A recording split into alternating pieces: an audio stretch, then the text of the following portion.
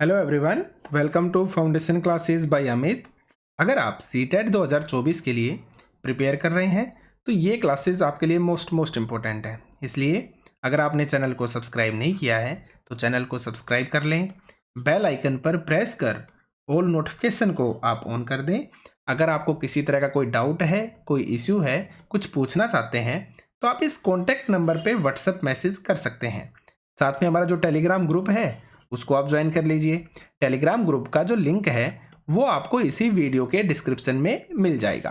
हमारी application foundation classes by Amit को अगर आपने डाउनलोड नहीं किया है तो एप्लीकेशन को आप डाउनलोड कर लीजिए। एप्लीकेशन का जो लिंक है वो भी आपको इसी वीडियो के डिस्क्रिप्शन में मिल जाएगा। तो चलिए स्टार्ट करते हैं। देखिए, सीटेट 2024 जब भी हम किसी एग्जाम की प्रिपरेशन करते हैं ना तो हमारा सबसे पहला लक्ष्य क्या होता है? एग्जाम को क्रैक करना, यही होता है ना। सेकंड नंबर पे हम सोचते हैं कि क्या पढ़ें जिससे एग्जाम क्रैक हो जाए, कहाँ से पढ़ें जिससे एग्जाम क्रैक हो जाए, कितना पढ़ें कि इजीली एग्जाम को क्रैक कर सकें। और जहाँ से हम पढ़ रहे होते हैं ना उसके बारे में वहाँ पे हमें क्या डाउट रहता है कि सर जो आप करवा रहे हैं ना क्या वो चीज़ सफिशियंट है एग्जाम को क्लियर करने के लिए? क्या इजीली हमारा एग्जाम क्रैक हो जाएगा? क्या इसके अलावा भी हमें कुछ पढ़ने की जरूरत है? तो देखिए, इन सभी सवालों के जवाब आपके लिए जरूरी हैं और इसके लिए मैंने ये वीडियो अपलोड की है जिसमें मैंने विद प्रूफ दिखा रखा है कि कहाँ से आपके क्वेश्चंस पूछे जाते हैं, किस तरह से जो क्वेश्चंस हैं उनको टैकल करना है। और जैसा कि मैंने अगस्त 2023 के अंदर जब आपका एग्जाम हुआ था ना तो मैंने बोल दिया था कि सीटेट में ईवीएस का एक सिंगल क्वेश्चन मैं बाहर नहीं जाने दूंगा और आपका एक सिंगल क्वेश्चन भी बाहर नहीं गया था। तो आप विश्वास कीजिए, इससे बेस्ट और ऑथेंटिक मटेरियल आपको कहीं पर भी नहीं मिलेगा। इस बात को आप याद रखिएगा, ठीक है। और देखिए, मैंने जैसा कि आपको बताया था कि जल्दी हम कोर्स को स्टार्ट करने वाले हैं और ये एक ऐसा कोर्स होगा एकदम मिनिमम प्राइस में जिसमें इतना बेस्ट मटेरियल आपको मिलेगा, आपको एक सिंगल सब्जेक्ट भी कहीं से पढ़ने की जरूरत नहीं पड़ेगी। आपको किसी नोटबुक की जरूरत नहीं पड़ेगी, किसी प्रैक्टिस सेट की जरूरत नहीं पड़ेगी। जो प्रोवाइड मैं आपको कराऊंगा ना मटेरियल, सिर्फ और सिर्फ उसको ही करना है। इस बात को आप याद रखिएगा। और देखिए, मैंने एक कम्युनिटी पोस्ट के ऊपर एक पोस्ट डाली है जिसमें मैंने आप लोगों से ये पूछा है कि आप जो कोर्स हम लॉन्च करने वाले हैं वो कब से करें। आप चाहते हैं अभी कैसे कर दें या फिर आप जो सीटेट की नोटिफिकेशन है उसका वेट करना चाहते हैं? तो मैं ये सोच रहा हूँ जितनी जल्दी आप तैयारी को स्टार्ट करेंगे ना उतना ही आपके लिए अच्छा है। तो प्लीज़ आप इसमें जाके वोट कीजिए, जैसा आप लोग चाहेंगे वैसा ही हम स्टार्ट कर लेंगे। बाकी मैं परसों से स्टार्ट करने की सोच रहा हूँ, बाकी आप इसमें जैसे वोट करेंगे उसके अकॉर्डिंग हम चीज़ों को स्टार्ट कर लेंगे। हाँ, इतना आप याद रखिए, एकदम मिनिमम प्राइस में होगा और इससे बेस्ट मटेरियल आपको कहीं पर भी नहीं मिलेगा। इस बात को आप याद रखिएगा, ठीक है। तो चलिए फिर आज के सेशन को अब हम स्टार्ट करते हैं। आपको वोट पक्का करना है, ठीक है। देखिए, ये हमारे क्वेश्चंस हैं जो मैं आपको प्रीवियस ईयर क्वेश्चंस प्रैक्टिस करवा रहा हूं। तो ये हमारा आज का सेट नंबर 10 है जिसमें 2011 से लेकर 2023 तक आपके जितने भी पेपर हुए हैं ना हम उनको डिस्कस करते हैं। और ये सारे के सारे आपके ओरिजिनल क्वेश्चंस हैं जो आपके एग्जाम्स में आए हुए हैं, ठीक है। तो आगे भी आएंगे, याद रखिएगा आप। तो चलिए स्टार्ट करते हैं। आपका फर्स्ट क्वेश्चन है, पश्मीना ऊन किस जानवर से मिलती है? जब आप इस क्वेश्चन को पढ़ेंगे ना तो सीधा और सिंपल सा है। देखिए ऑप्शंस को देखिए आप, भेड़, ऊंट, बकरी और एल्पेका। तो आप देखिए, आप ऊंट को भी कैंसिल कर दोगे और आप एल्पेका को भी कैंसिल कर दोगे, लेकिन भेड़ के अंदर और बकरी के अंदर आप 100% कंफ्यूज रहेंगे अगर आपने रिवीजन अच्छे से नहीं किया है तो, ठीक है। तो यहां पे जो हमारा करेक्ट आंसर क्या होगा? Answer number C. जो पश्मीना ऊन है ना वो हमें बकरी से मिलती है। अब मैं आपको बताऊंगा एक्सप्लेनेशन। देखिए आप कि एक पश्मीना साल में 6 स्वेटरों के बराबर गर्मी होती है। और ये आपकी थ्योरी क्लासेस है ना, थ्योरी क्लासेस के अंदर ये सब चीजें कराने वाला हूं मैं और एकदम बेस्ट थ्योरी होगी। आप इस चीज को याद रखिएगा, एक सिंगल क्वेश्चन हम बाहर नहीं जाने देंगे, ठीक है। पश्मीना सालों को मशीनों से नहीं बुना जा सकता, इनकी बुनाई हाथों से की जाती है। एक बुनकर 250 घंटे बुनाई करता है तब जाकर एक साधारण पश्मीना शाल बनती है। अब ये साधारण पश्मीना शाल का मतलब क्या है? यानी कि जिसके अंदर कोई कढ़ाई नहीं है, कोई डिजाइन नहीं है, एकदम सिंपल है, जिसके अंदर कोई भी बुनाई वगैरह नहीं है, एकदम सिंपल पश्मीना शाल है, उसको बनाने में 250 घंटे लगते हैं एक बुनकर को।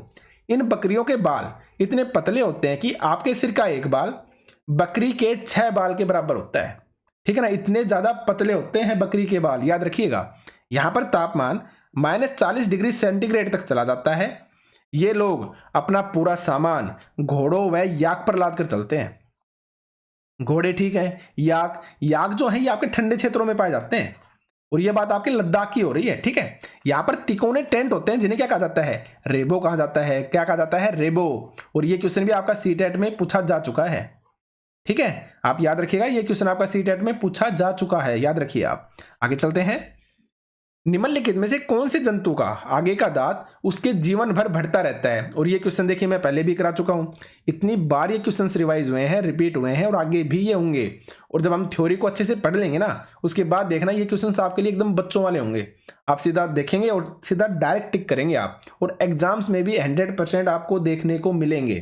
तो इसलिए जैसा मैं कहता हूं, आप सिर्फ और सिर्फ वैसा ही करते जाइए। तो देखिए ऑप्शंस को, बिल्ली, गिलहरी, सांप और बाघ। अब आपको अच्छे से पता है जो गिलहरी होती है ना, गिलहरी और साथ में आपका चूहा, ये दो ऐसे हैं जिनके आगे के जो दांत होते हैं ना वो बड़े होते हैं, और इन आगे के दांतों से वो चीजों को कुतर कुतर कर खाते हैं। तो जब वो कुतरते हैं ना तो उस वजह से उनके दांत घिस जाते हैं, और घिसते रहे इसलिए घिसते ही हैं, और इसलिए ही इनके दांत बढ़ते भी रहते हैं, क्योंकि घिसने की वजह से ये छोटे होते जाते हैं। तो इसलिए ये लगातार आपके बढ़ते भी रहते हैं, याद रखिएगा। एक्सप्लेनेशन को देखते हैं हम।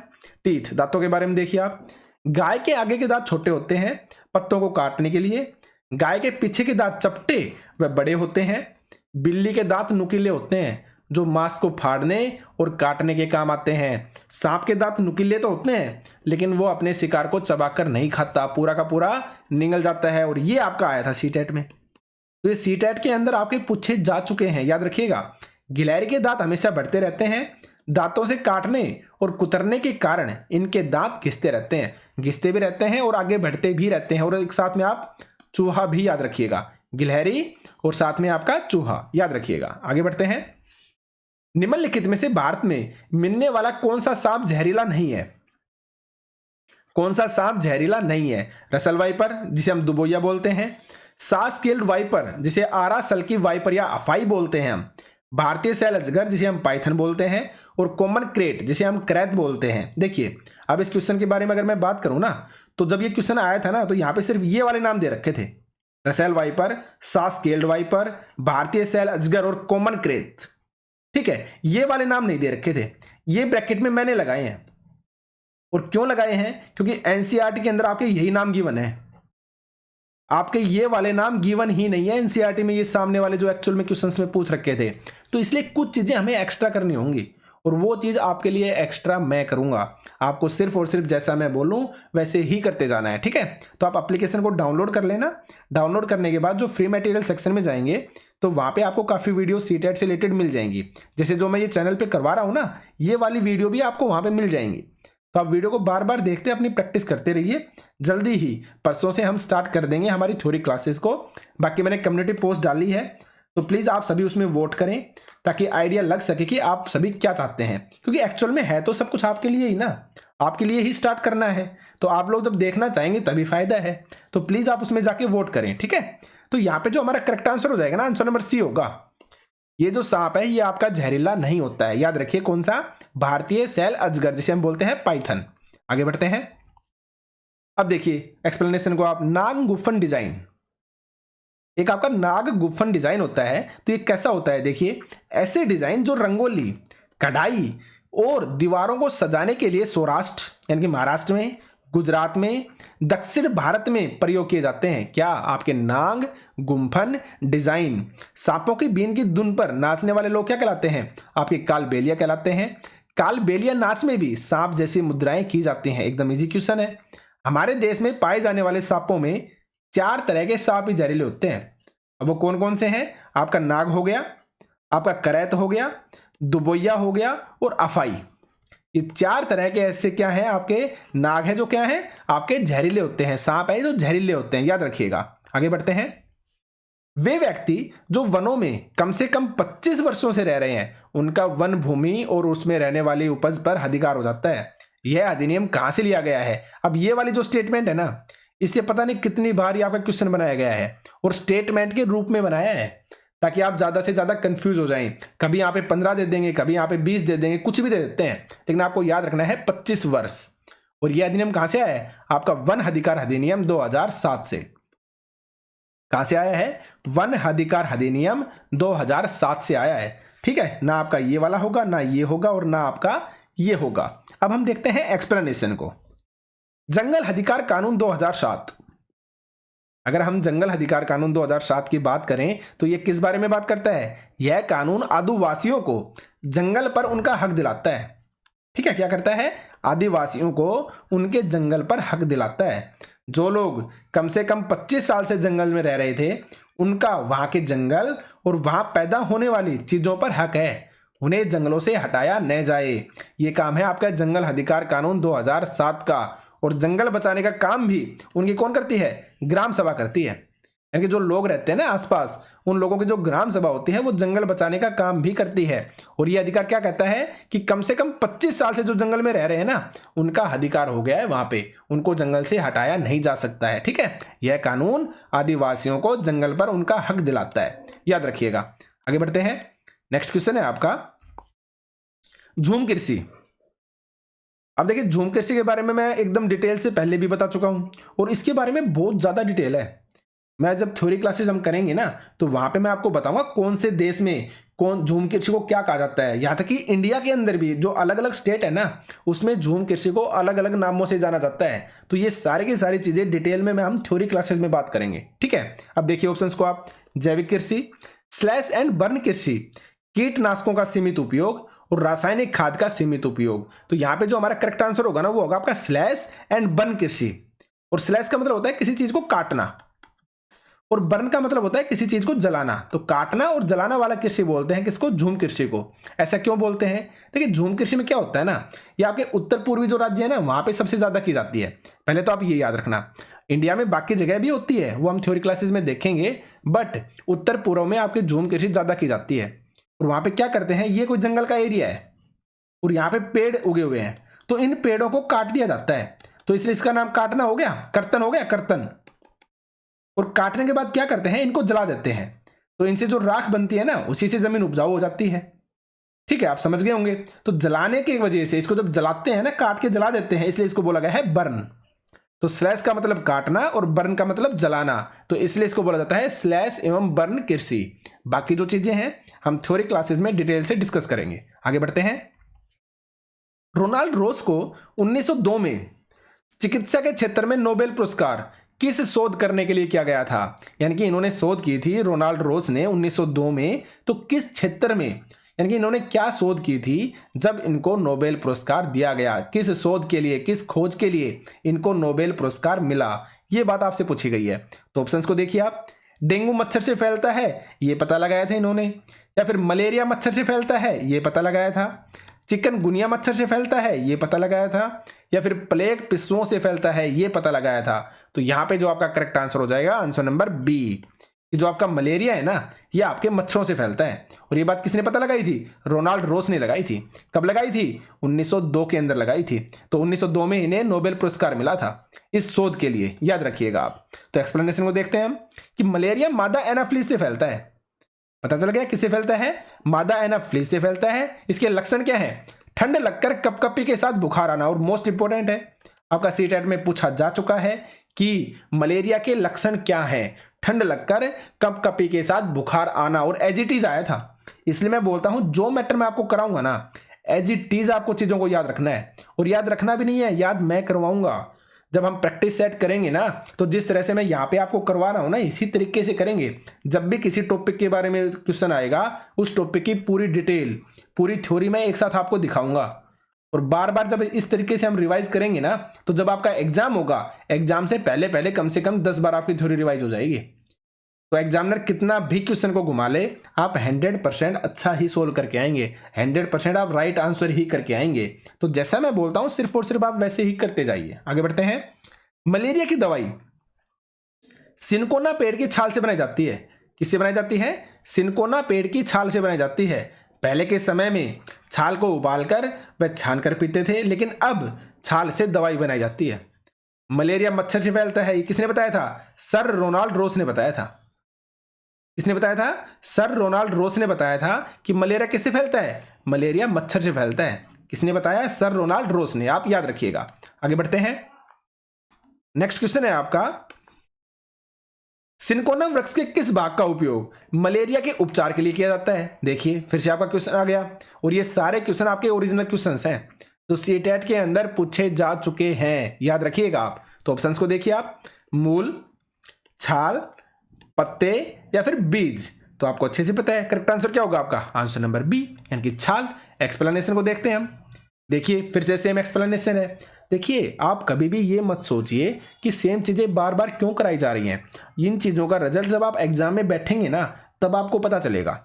और यही मेरा कराने का तरीका है, मैं थ्योरी को खुद से याद करवाऊंगा विद एमसीक्यू, ताकि आपको याद करने की जरूरत ही ना पड़े। अब जैसे ही मलेरिया का क्वेश्चन आया तो सेम क्वेश्चन की थ्योरी मैंने 2 बार लिखी है, पर मैं बता सकता था कि सेम पिछले वाली थ्योरी है, मैं इसको यहाँ पे लिखता ही नहीं, लेकिन मैंने क्यों लिखी? याद ऐसे ही चीजें होती हैं, जितनी बार रिवाइज करोगे ना उतनी बार उतनी ज्यादा अच्छे तरीके से चीजें दिमाग में सेट होंगी। आप इस चीज को याद रखिए। तो देखिए आप, मलेरिया मादा एनाफिलीज मच्छर से फैलता है, समझ गए होंगे। लक्षण क्या है? ठंड लगकर कपकपी के साथ बुखार आना, मैं बता चुका हूं, ये सीटेट में आपका पूछा जा चुका है और एज इट इज पूछा गया था कि मलेरिया के लक्षण बताइए। तो लक्षण क्या होते हैं? ठंड लगकर कपकपी के साथ बुखार आना। आगे देखिए, मलेरिया की दवाई सिनकोना पेड़ की छाल से बनाई जाती है। पहले के समय में छाल को उबाल कर व छान कर पीते थे, लेकिन अब छाल से दवाई बनाई जाती है। मलेरिया मच्छर से फैलता है और ये किसने बताई थी? सर रोनाल्ड रोस ने बताया था। और इन्हें नोबेल पुरस्कार कब मिला? 1902 में मिला था। किसके लिए मिला था? कि मलेरिया की खोज मच्छर से होती है, ये बात इन्होंने बताई थी, इसलिए 1902 में इन्हें मलेरिया के लिए क्या मिला था? नोबेल पुरस्कार मिला था, इस बात को बताने के लिए। आप याद रखिएगा। आगे बढ़ते हैं। नेक्स्ट क्वेश्चन है आपका, सांप के जहरीले दांतों को क्या कहा जाता है? देखिए आप, कसक बोलते हैं, विष दंत बोलते हैं जिसे हम बोलते हैं फैंग, या फिर कृतंक बोलते हैं यानी कि छेदक बोलते हैं, या फिर बोलते हैं हम सल्क। तो आप बताइए क्या कहते हैं। देखिए आप, option number first, second, third and fourth, और राइट आंसर होगा आपका आंसर नंबर बी। क्या बोलते हैं? हम विष दंत बोलते हैं, यानी कि सांप के दांत, विष वाले, जहर वाले, जिसे बोला जाता है फैंग। तो आपको क्या लिखा मिल सकता है? फैंग भी लिखा मिल सकता है, FANG, फैंग। ठीक है, मैं फिर से लिख देता हूं, FANG, फैंग भी लिखा हुआ मिल सकता है, आप याद रखिएगा। आगे बढ़ते हैं। निम्नलिखित में से कौन से रोग मच्छरों से फैलते हैं? आपको यह बताना है। देखिए आप, मलेरिया, निमोनिया, डेंगू या फिर चिकनगुनिया। तो आप मुझे यह बताइए कि निम्नलिखित में से कौन से ऐसे रोग हैं जो आपके मच्छरों से फैलते हैं? तो यहां पे जो आपका करेक्ट आंसर क्या हो जाएगा? मलेरिया मच्छर से फैलता है, एकदम सही बात है। निमोनिया, अगर हम निमोनिया के बारे में बात करें तो यह आपका मच्छर से नहीं फैलता है, याद रखिएगा। डेंगू की बात करें, हाँ मच्छर से फैलता है। और इसके बाद अगर हम बात करें चिकनगुनिया की, तो ये भी आपका मच्छर से फैलता है। तो यहां पे जो हमारा करेक्ट आंसर हो जाएगा ना, आंसर नंबर सी हो जाएगा, A, C और D, यानी कि मलेरिया, डेंगू और साथ में आपका चिकनगुनिया। आगे बढ़ते हैं। मलेरिया मादा एनाफिलीज मच्छर से फैलता है, डेंगू मादा एडिस के द्वारा फैलता है, और अगर हम चिकनगुनिया की बात करें तो चिकनगुनिया फैलता है आपका एडिस एजिप्टी से। किससे फैलता है? एडिस एजिप्टी से फैलता है, या फिर आप इसको बोल सकते हैं एडिस एल्बोपिक्स। क्या बोल सकते हैं? एडिस एल्बोपिक्स भी बोल सकते हैं और एडिस एजिप्टी भी बोल सकते हैं। तो चिकनगुनिया एडिस एजिप्टी या एडिस एल्बोपिक्स के द्वारा, डेंगू मादा एडिस के द्वारा, मलेरिया मादा एनाफिलीज के द्वारा। तो देखिए ये आपके क्वेश्चंस थे।